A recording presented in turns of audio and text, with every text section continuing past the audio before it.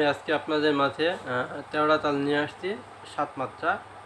এটা হলো হাতে তালি দিয়ে আর খালি, তালিতে নোট খালিতে নোট, এভাবে কিন্তু আপনারা বাজাবেন পাল্টা সরগমগুলো, তাহলে কিন্তু আপনি পারবেন। আর প্রথমে মুখস্থ করে ধীরে বাজাতে হবে, ধীরে মুখস্থ করব, ধীরে বাঁশি বাজাবো, দ্রুত মুখস্থ করব, দ্রুত বাঁশি বাজাবো।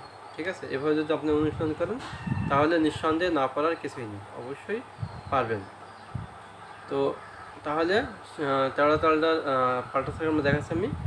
সা রে, সা রে গা মা পা, রে গা, রে গা মা পা ধা, গা মা, গা মা পা ধা নি, মা পা, মা পা ধা নি সা। এটা হলো আরোহী।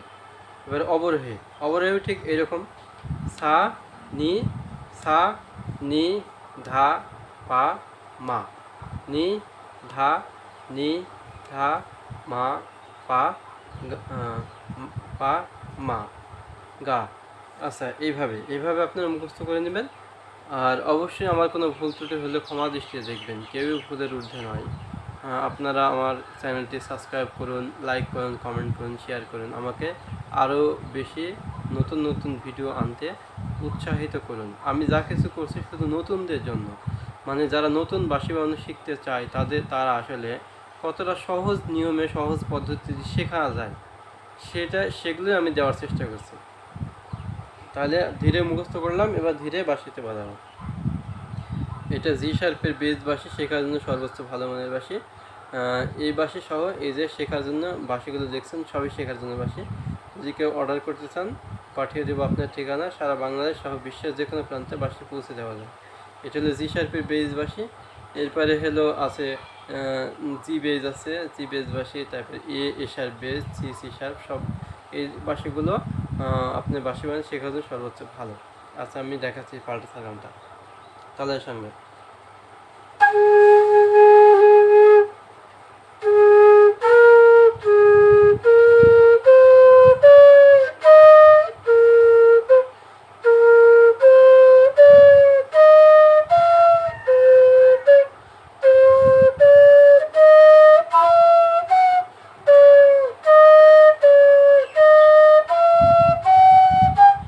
আরোহী, এবার অবরোহী।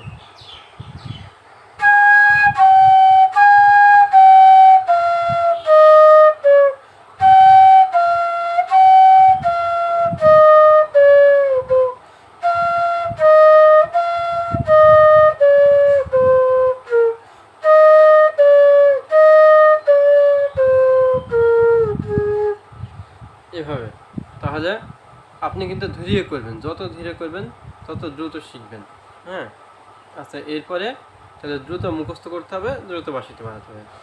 সা রে গা মা পা রে গা মা পা ধা গা মা পা ধা নি, এভাবে। তাহলে বাঁশিটা কিন্তু এভাবে দ্রুত বাজাতে হয়।